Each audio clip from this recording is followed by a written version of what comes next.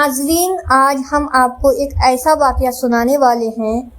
ایک ہندو لڑکے نے قرآن پاک کو آگ لگا دیا۔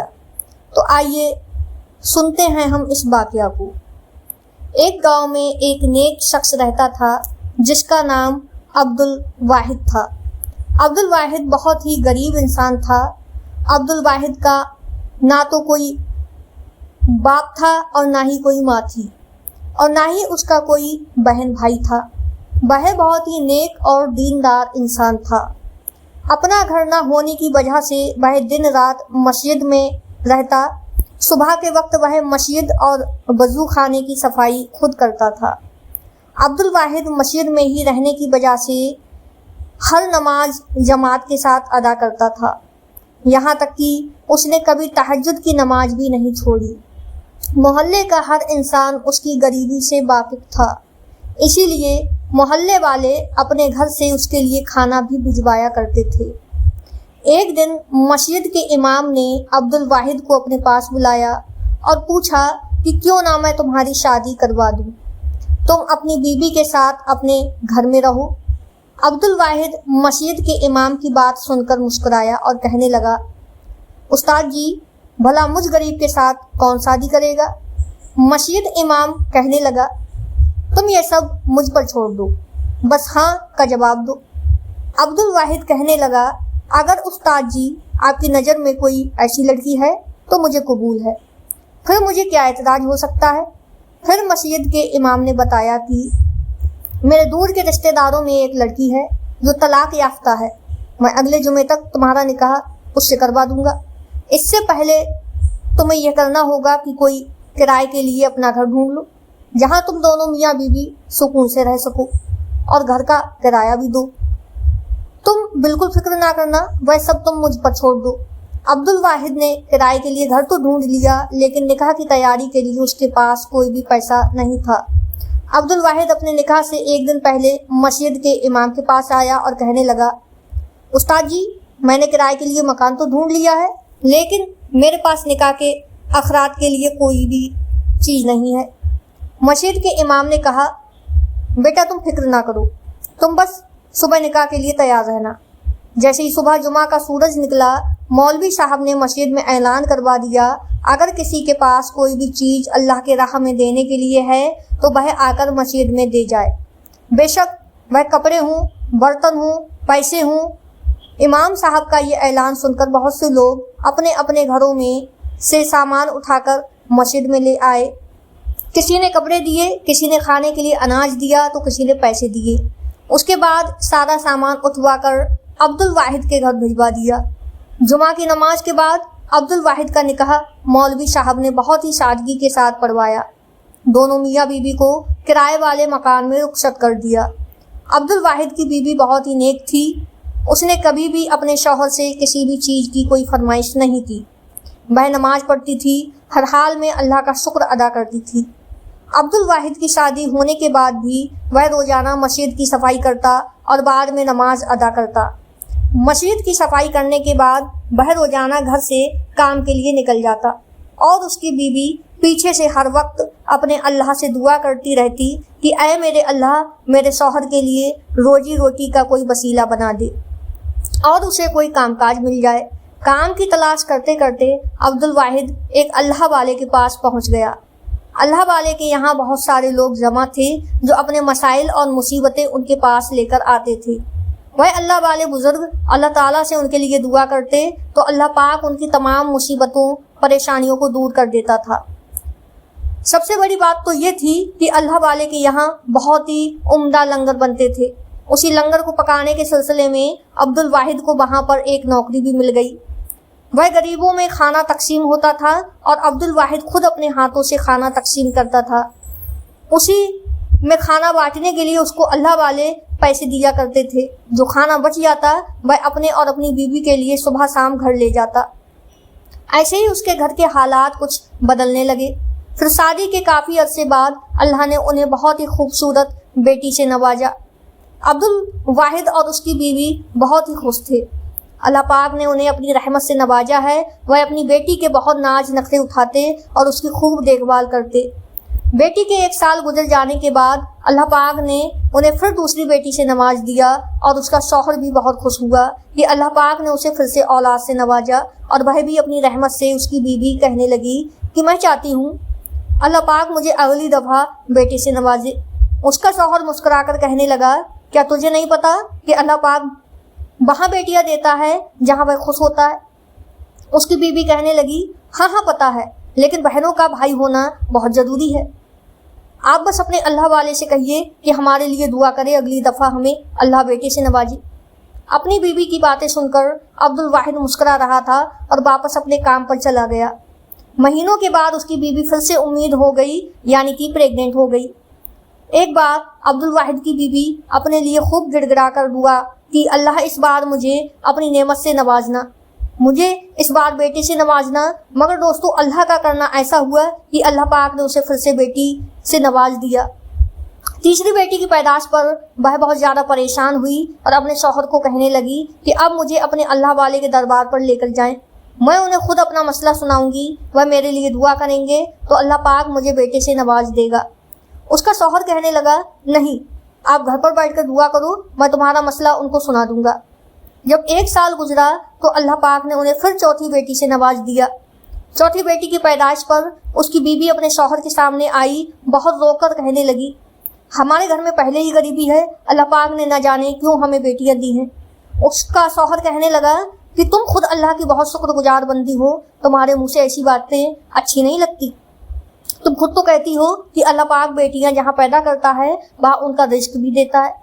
अब्दुल वाहिद की बीवी कहने लगी, फिर भी मैं माँ हूँ, मेरा दिल चाहता है कि अल्लाह मुझे बेटे से नवाजे। फिर 1 साल गुजरने के बाद अल्लाह पाक ने उसे फिर बेटी से ही नवाज दिया। 5वीं बेटी की पैदाइश पर वह बहुत ज़्यादा रोई, अल्लाह के सामने गिड़गिड़ाई, या अल्लाह मैं तेरा शुक्र नहीं कर रही, तेरे हर फैसले से राजी हूँ, लेकिन बहनों का भाई होना बहुत ज़रूरी है। तुझे तेरे महबूब का वास्ता, सैयदा बीबी फातिमा का वास्ता, मुझे बेटे से नवाज दे। उसने अल्लाह के सामने बहुत मन्नतें मांगी, रोई, गिड़गिड़ाई, अल्लाह अगर इस बार तो मुझे बेटा देगा, मैं इतने नमाजें अदा करूँगी, इतने रोजे रखूँगी, और भी बहुत कुछ वह अपनी दुआओं में रो रो कर कह रही थी। फिर एक दिन वह अपने शौहर के साथ उस अल्लाह वाले के पास गई और खूब रोई और गिड़गिड़ा कर बोली। अल्लाह वाले बुजुर्ग से कहने लगी कि आप तो अल्लाह के वली हैं, अगर आप अल्लाह पाक से दुआ करें तो आपकी दुआ ज़रूर कबूल होती है। मेरे लिए एक दफ़ा हाथ उठाकर दुआ कर दें, अल्लाह पाक हमें बेटे से नवाज दे। न जाने अल्लाह पाक को क्या मंजूर था। अल्लाह पाक ने उसे छठी बार फिर बेटी से नवाज दिया। दुआएं मांगते मांगते उसको 10 साल गुजर गए, हत्ता कि उसकी 7 बेटियां पैदा हो गईं। 7वीं बेटी की पैदाश पर तो उसके शौहर की आंखों में भी आंसू आ गए। आंखों में आंसू लिए उसने आसमान की तरफ देखा और अल्लाह का शुक्र अदा किया, या अल्लाह तेरे हर काम में कोई ना कोई बेहतरी है। या अल्लाह मैंने तुझसे कभी कोई शिकवा शिकायत नहीं की, क्योंकि तू रहमान है, रहीम है, बिन कहे ही समझ जाता है। मेरा ना तो कोई भाई है ना कोई बाप है, अगर बेटा ना हुआ तो मैं कैसे जी पाऊंगा। बेटे तो बाप के बाजू होते हैं।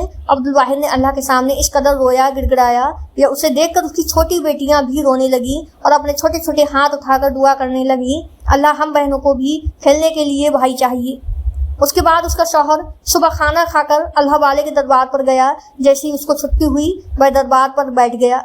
जैसे ही उसके दरबार से लोगों का निकलना हुआ, अब्दुल वाहिद अल्लाह वाले के पास गया और पूछने लगा, आए अल्लाह के वली, तेरे आपके पास बहुत दूर दूर से लोग अपनी परेशानियां लेकर आती हैं, क्या उनकी परेशानियां दूर होती हैं, उनकी मुरादें पूरी होती हैं? अल्लाह वाले कहने लगे, बेटा तुम्हारे सामने ही सुबह से लेकर शाम तक लोग दुआएं करते हैं, तो अल्लाह पाक उनकी दुआएं ज़रूर कबूल फरमाता है, उनकी मुरादें ज़रूर पूरी करता है।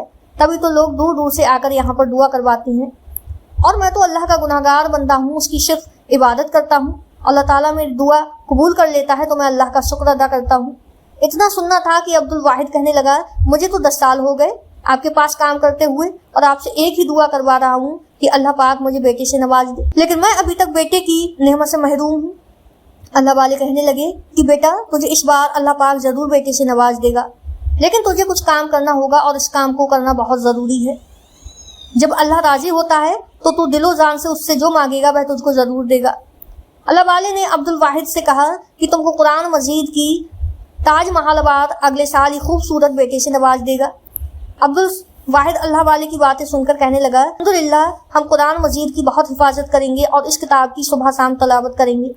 اللہ والے عبد الواحد کی بات سن کر مسکرائے اور کہنے لگے بیٹا میں جانتا ہوں تم قرآن مجید کی حفاظت کرو گے، تم صبح شام اس کی تلاوت کرو گے جو کہ ہر مسلمان کرتا ہے اور کرنی بھی چاہیے۔ عبد الواحد کہنے لگا لیکن حفاظت کس طرح کرنی ہے؟ اللہ والے کہنے لگے وہ تجھے میں بتاؤں گا، میرا تم سے وعدہ ہے اللہ پاک تمہیں اگلے سال چاند جیسا بیٹا دے گا اور دنیا کی ہر نعمت سے مالا مال کر دے گا۔ اس کے لیے تمہیں 1 سال کے لیے میرے دربار سے چھٹی کرنی پڑے گی اور گاؤں کے باہر ایک ویران بستی میں ایک بہت بڑا گڈھا کھودنا ہوگا اور صبح سے لے کر شام تک لوگوں کے دروازے پر کھٹکھٹا کر پوچھنا ہوگا کہ اگر آپ کے گھر میں کوئی شہید قرآن پاک یعنی جو کافی دن کا پرانا قرآن پاک جس کا پھٹ گیا ہو اور گھر میں وہ موجود ہو جن کی لوگ بے حرمتی کر دیتے ہیں، اگر کوئی ستارہ شہید ہو جاتا ہے، قرآن پاک شہید ہو جاتا ہے تو اس کو جہاں مرضی پھینک دیتے ہیں یا اس کو ایسی جگہ پر رکھ دیتے ہیں جہاں اس کی بے حرمتی ہوتی رہتی ہے۔ تم لوگوں کے گھروں پر جا کر ان سے پوچھنا کہ آپ کے گھر میں کسی قسم کا کوئی پارا یا قرآن مجید شہید تو نہیں ہے، تو آپ مجھے دے دو۔ وہ سب اکٹھا کرنے کے بعد اس گڈھے میں کھود کر ان کو دفن کر دینا اور قرآن پاک کی بے حرمتی نہ ہونے دینا۔ اللہ والے کے کہنے پر گاؤں کے باہر کسی ویران بستی میں ایک گڈھا نکالنا شروع کر دیا جو کہ 2 دن میں مکمل ہو گیا۔ اس کے بعد اس نے لوگوں کے گھر جا کر شہید سے پارے اور قرآن مجید مانگنا شروع کر دیے۔ صبح سے لے کر شام تک وہ اسی کام میں مصروف رہتا۔ لوگوں کے گھر کے علاوہ وہ محلے کی گلیوں اور کچرے میں گندے ڈھیروں میں سے بھی اللہ کے نام یا دین اسلام کی کتابوں کے صفحے نکالتا، پھر ان کو صاف پانی میں دھوتا، سب کچھ اکٹھا کر کے وہ اسی گڈھے میں ڈال دیتا، یہاں تک کہ اس کے آس پاس جتنے بھی گاؤں تھے سب گاؤں میں بہہ جاتا اور سب سے قرآن پاک اور دینی کتابوں کے صفحے یہاں تک کہ جو کچھ بھی ہوتا سب کچھ اکٹھا کر کے لے آتا اور شام کو اسی گڈھے میں ڈال دیتا۔ یہ کام کرتے کرتے جب اسے 1 سال گزر گیا، اللہ پاک نے اسے 2 جڑواں بیٹوں سے نوازا۔ جب اس کے 2 جڑواں بیٹے ہوئے تو اس کی خوشی کی کوئی انتہا نہ رہی۔ یہ خوشی کی خبر سنانے کے لیے وہ سب سے پہلے اللہ والے کے دربار گیا اور جاتے ہی اس کے قدموں میں گر کر خوشی سے رونا شروع کر دیا۔ اللہ والے کو پہلے تو یہی لگا شاید اللہ پاک نے اسے پھر سے بیٹی سے نواز دیا ہے، اسی لیے یہ ہزاروں قطار رو رہا ہے۔ اتنے میں وہ بول پڑا آج آپ کی دعاؤں سے اللہ پاک نے مجھے 2 جڑواں بیٹوں سے نوازا ہے جس کا نام میں نے قاسم اور عاصم رکھا ہے۔ بھلے ہی میں بہت غریب ہوں پھر بھی آپ کو جو مانگنا ہے مجھ سے مانگیے، میں آپ کی ہر خواہش کو پورا کروں گا۔ اس کی باتیں سن کر وہ مسکرائے اور کہنے لگے ہم بزرگوں کو دنیا کی کسی بھی چیز کا کوئی واسطہ نہیں سوائے اللہ اور اس کے رسول کے اور اس کی عبادت کے، ہم اسی میں خوش ہیں۔ میں تمہیں بس ایک نصیحت کروں گا، تم کبھی بھی یہ کام مت چھوڑنا اور آگے اپنے بیٹوں سے بھی یہ کام لازمی کروانا، باقی کے سب کام تو اللہ پر چھوڑ دو۔ اللہ والے کی باتیں سن کر وہ اپنے گھر آیا، اس نے دیکھا کہ اس کی بیوی اور بیٹیوں کے چہرے پر خوشیاں جھلک رہی تھیں۔ اس کے گھر آ کر اپنی بیوی سے کہا کہ اللہ نے مجھے آج زندگی کی سب سے بڑی خوشی سے نوازا، اس لیے میں چاہتا ہوں اس خوشی میں کوئی انوکھا کام کروں جس سے میرا اللہ اور دنیا والے دونوں خوش ہو جائیں۔ اس کی بیوی پہلے تو سمجھی شاید کوئی لنگر بنا کر لوگوں میں تقسیم کریں گے یا کوئی چیز بنا کر اللہ کی راہ میں تقسیم کریں گے۔ بیوی کہنے لگی کہ ایسا کون سا انوکھا کام کرو گے جس سے اللہ اور دنیا والے دونوں خوش ہو جائیں؟ اس نے کہا میں چاہتا ہوں گاؤں میں جتنے بھی گھر ہیں سبھی کے گھروں میں ایک ایک قرآن مجید تحفے کے طور پر دوں، کیونکہ اسی قرآن مجید کی بدولت سے اللہ نے مجھے اتنی بڑی نعمت سے نوازا ہے۔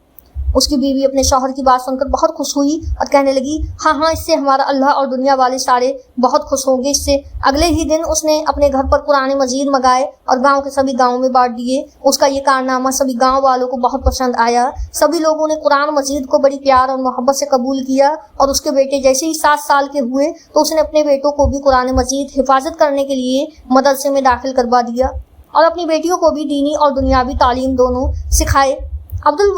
عبد الواحد کو قرآن مجید کی حفاظت کرتے کرتے تقریباً 20 سال گزر گئے۔ 20 سال گزرنے کے بعد اس نے اپنی ساری بیٹیوں کی نیک اور شریف گھرانوں میں شادیاں کر دی۔ اس نے اللہ کا شکر ادا کیا کہ میری بیٹیاں عزت سے اپنے گھروں میں چلی گئیں۔